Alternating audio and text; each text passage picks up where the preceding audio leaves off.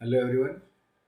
As I promised earlier, जैसे कल से एक टैक्सेशन की लेक्चर सीरीज लॉन्च होगी। हमने कल से series of lecture on taxation start कर दिया। उसका फर्स्ट लेक्चर भी कल डिस्प्ले होगा। उसी की तरह आज से एक नई सीरीज हम लॉन्च कर रहे हैं, that is series on the budgeting. अभी ये बजटिंग की सीरीज किस किस के लिए यूजफुल होगी? Budgeting day to day life में सबके लिए यूजफुल होगा।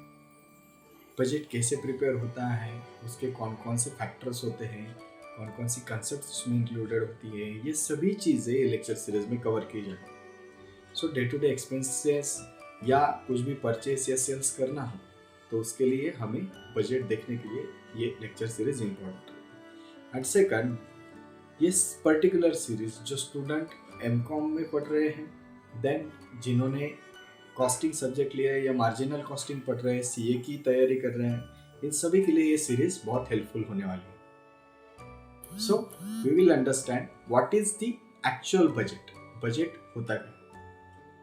आपने बचपन से घर में भी देखा होगा कि कोई भी चीज जब हम परचेस करने के लिए जाते हैं, उससे पहले हम उसका एक अंदाजा लगाने की कोशिश करते हैं कि वो चीज कितने तक मिल सकती है, या अपने हाथ में कितना पैसा है, या फ्रिक्वेंटली एक शब्द बोला जाता है कि जिसे आपका बजट कितना है। अगर आप कोई टीवी हो, मोबाइल फोन हो, कुछ भी परचेस करने के लिए अगर शॉप में जाए या ड्रेस वगैरह भी परचेस करने के लिए जाते हो, तो सबसे पहले शॉपकीपर भी आपसे पूछता है कि आपका बजट कितना है। यानी कि उससे एक प्रेडिक्शन लग जाता है कि आप कितना खर्च कर पाने वाले हो और उससे कौन सी बेस्ट ऑफ बेस्ट चीज आपको मिल सकती है। अभी सभी बजट में जब बजटिंग का कंसेप्ट स्टार्ट होता है, एक चीज हमेशा ध्यान में रखिए, हर एक बजट का स्टार्टिंग पॉइंट सेल्स से चालू होता है। हाउ? अभी ये सेल्स से क्यों स्टार्ट होगा? हमारे सिलेबस में तो अलग दिया है, वहां पर तो अलग तरीके से एक्सप्लेन किया है, वहां पर तो अलग अलग बजट्स आए हैं। आप कैसे बोल रहे कि सेल्स बजट पहले आएगा? एक चीज ध्यान में रखिएगा, हम कोई भी बिजनेस स्टार्ट क्यों करते हैं? To earn the profits. हमें ज्यादा से ज्यादा प्रॉफिट वहां से अर्न करना है, और प्रॉफिट अर्न करने से पहले भी सेल्स होना जरूरी है। जब सेल्स होगा तभी तो प्रॉफिट होगा ना। ऐसा मान के चलिए कि अगर कोई रोड साइड पे कोई शॉप लगा कर कुछ चीजें बेच रहा है, what ever the material will be, और उसका अगर सेल ज्यादा हो रहा है, अगर फ्रंट रोड पे अच्छी जगह पर उसने दुकान वहां पर एस्टेब्लिश कर लिए। आपने भी देखा होगा कि छोटे मोटे से जो पानी पूरी वगैरह के जो स्टॉल्स होते हैं, ऐसे ही रोड साइड कई बार दिखते हैं हमें। लेकिन वहां पर पब्लिक का आना जाना बहुत ज्यादा रहता है, तो होता क्या है कि डायरेक्टली और इनडायरेक्टली वो सेल बढ़ते जाता है। और वहीं पर एक आधी जगह पर ऐसा दुकान है कि बहुत बड़ा दुकान है, सभी एसी केबिन है, सभी बहुत अच्छा है, लेकिन अगर सेल ही नहीं हो पा रहा तो कुछ फायदा है उसका? अगर सेल ही नहीं हो पा रहा तो आप बजट किसका बनाएंगे?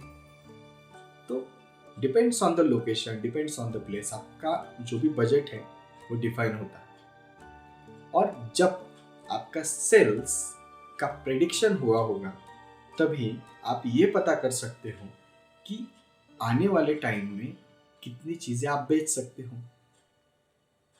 ये हो गया सेल्स बजट, कि हमारा अगर कोई भी स्कूल बैग्स का अगर बिजनेस है, तो स्कूल स्टार्ट कब होते हैं या कॉलेज स्टार्ट कब होते हैं? At the time of June. June से पहले 2-3 महीने परचेस करके रखना पड़ेगा। ये प्रेडिक्शन करना पड़ेगा कि कितने स्टूडेंट परचेस कर सकते हैं, स्कूल्स की कंडीशन क्या है, अपने एरिया में कितने स्कूल्स हैं, कौन कौन से स्कूल से अपने पास में बच्चे आते हैं।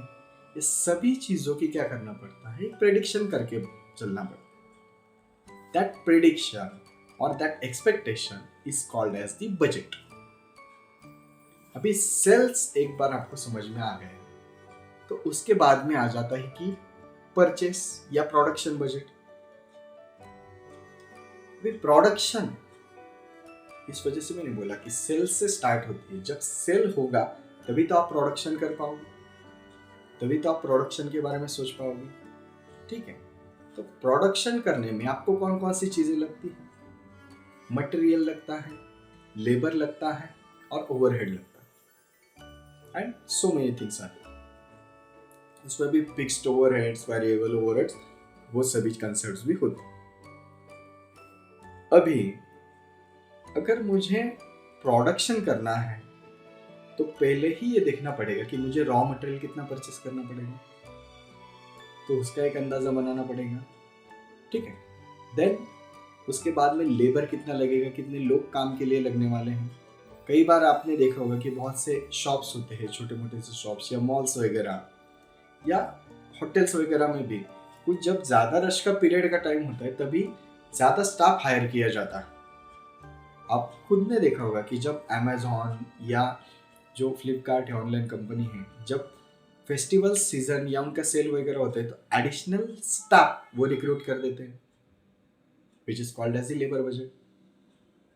उसके बाद में अगर आपको पता है कि फेस्टिवल में सेल ज़्यादा होने वाला है तो डेफिनेटली आप चीज़ों का स्टॉक करके रखोगे, अपने पास में चीज़ें स्टॉक कर कर रखने वाले हो, गुड्स स्टॉक कर कर रखोगे, तो वो स्टॉक करने के लिए भी आपको प्रीमाइसेस वगैरह लगेगा, कहीं ना कहीं पे जगह तैयार करनी पड़ेगी, या लेबर अगर बाहर गांव से आ रहे हैं तो उनके रहने की सुविधा करनी पड़ेगी। सो ये सभी कहाँ पे आ जाते कि ओवरहेड बजट में। So these are all the various types of budget. Start कहाँ से हुआ? सेल से स्टार्ट हुआ, देन प्रोडक्शन, फिर परचेसिंग करना पड़ता है रॉ मटेरियल का, मटेरियल हो गया, लेबर हो गया, ओवरहेड्स हो गया, और ये सभी चीजें करने के लिए सबसे इंपॉर्टेंट जो चीज लगती है, व्हाट इज दैट?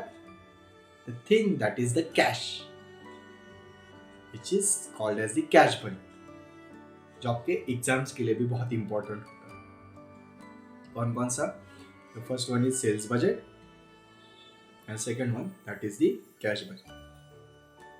ये सभी परचेस करने के लिए हमें कैश लगेगी, सैलरी देने के लिए कैश लगेगी, ओवरहेड्स के लिए कैश लगेगी, देन आपको रॉ मटेरियल परचेस करना है उसके लिए कैश लगेगी, ट्रांसपोर्ट के लिए कैश लगेगी। तो कितनी कैश लगने वाली हैं in future, that will be considered in the cash budget. अभी ये मटेरियल, लेबर, ओवरहेड्स, ये सभी चीज़ें आपके बजटिंग में वन बाय वन आएंगी। जब प्रैक्टिकल प्रॉब्लम स्टार्ट होगी वहाँ पर एक एक करके हम ये सभी कंसेप्ट समझ लेंगे। देन अभी ये सभी बजट्स हो गए, कौन से? सेल्स हुआ, प्रोडक्शन या परचेस हुआ, देन कैश हुआ, देन इन सभी का एक बाहुबली बजट भी आ जाता है, that is the master budget. उसमें ये सभी बजट इंक्लूडेड आएंगे, सभी चीजें आपने दी होंगी।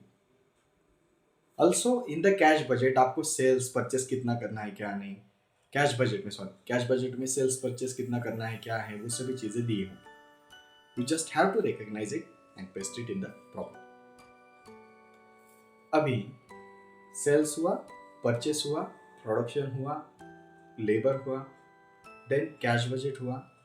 ये सभी बजट मेनली 2 कैटेगरीज में डिवाइड किए जाते हैं। The first one that is fixed budget and the second category which is called as the flexible budget. Fixed budget क्या होगा कि अगर मैंने किसी भी अकाउंटेंट को या सीए को बोला है कि मुझे बजट बना कर दो, ये जो भी कॉस्टिंग में काम कर रहे हैं उनको बोला कि हमें बजट बना कर दो, उन्होंने बजट बना कर दिया कि इस साल 15,000 प्रोडक्ट्स का सेल होगा, सिर्फ 15,000 प्रोडक्ट्स का ही सेल होगा, तो आपको इस तरीके से मटेरियल परचेस करना है, ऐसे रॉ मटेरियल परचेस करना है, इतना कैश आपको लगेगा, ये बहुत सी चीज़ें लगेंगी, लेकिन सेल कितना होगा? 15,000 तक ही होगा, उससे ज़्यादा नहीं। 15,000 एक फिक्स्ड बोल दिया, एक अमाउंट फिक्स बोल दी, so that fixed amount which is called as the fixed budget। and अगर मैंने उसी के साथ में किसी और अकाउंटेंट या कॉस्टिंग के पर्सन को बता दिया कि हमें और एक बजट बना कर दो, तो उसमें उसने क्या किया कि अगर 15,000 तक सेल हुआ तो आपको कितना लगेगा, 30,000 तक सेल हुआ तो कितना लगेगा, अगर 5,000 ही सेल हुआ तो कितना लगेगा। मतलब क्या हुआ, अलग अलग से उन्होंने स्लैब बना कर दे दिया हमें, और उससे हुआ क्या कि मुझे एक ओवरऑल आइडिया आ गया कि 5,000 हुआ तो कितना लगेगा, 15 हुआ कितना लगेगा, 30 हुआ तो 30,000 का सेल हुआ तो कितना लगेगा। इससे क्या हो जाता है कि मुझे अंदाजा आ जाता है, एक्चुअल सिचुएशन कुछ भी हो सकती। अभी जो कोविड या लॉकडाउन आया था, हम में से किसी को पता नहीं था कि इस तरीके की सिचुएशन भी आ सकती है। ऐसा भी हो सकता है कि सभी चीजें बंद हो सकती हैं। तो अगर मेरा बजट फिक्स्ड होता तो वहां पर मुझे दिक्कत क्रिएट हो जाती कि अगर 5,000 है तो कितना करना है, क्या करना है। इस वजह से फ्लेक्सिबल बजट सबसे अच्छा बजट माना जाता है कि जिसमें चीजें चेंज होती रहती है और हमें अलग अलग से कोई भी अगर चीज भी परचेस करनी हो, अगर हमने ये पकड़ के चल लिया कि नहीं मुझे 15,000 रुपए का ही फोन लेना है, अगर फोन लेने के लिए जाए कुछ भी हो 15,000 मुझे खर्च ही करने हैं, तो कई बार कैसे हो जाता है कि कुछ भी दुबली पतली सी एक गंदी सी चीज लेकर आप आ जाते हैं। और वहीं पर अगर आपने थोड़ा सा फ्लेक्सिबल अपने बजट को रखा कि ठीक है थोड़ा सा 1 महीना रुक जाता हो, थोड़ा सा बजट बढ़ा लेता हो, 20-25 हजार तक अगर अच्छा आ रहा है, या थोड़ा और मैंने रुक लिया, कोई फेस्टिवल सीजन या फेस्टिवल सेल चल रहा है उसमें मुझे वही पर्टिकुलर फोन 12-13 हजार रुपए में मिल रहा है। So that are all the things which are considered in the budget. Actual आपका एक्सपेक्टेशन क्या है कि कितना हो सकता है, कितना सेल हो सकता है, कितना परचेस करना है, या कितना कैश लगने वाला है, either it is a fixed और flexible.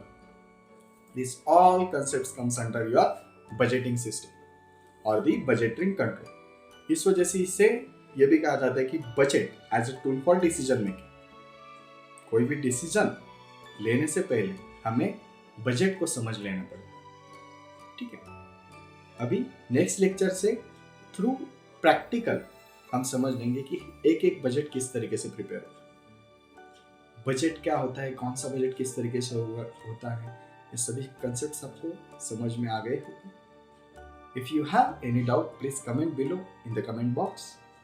If you like the video please press on the like button and please everyone subscribe to my channel for the more videos. Thank you so much.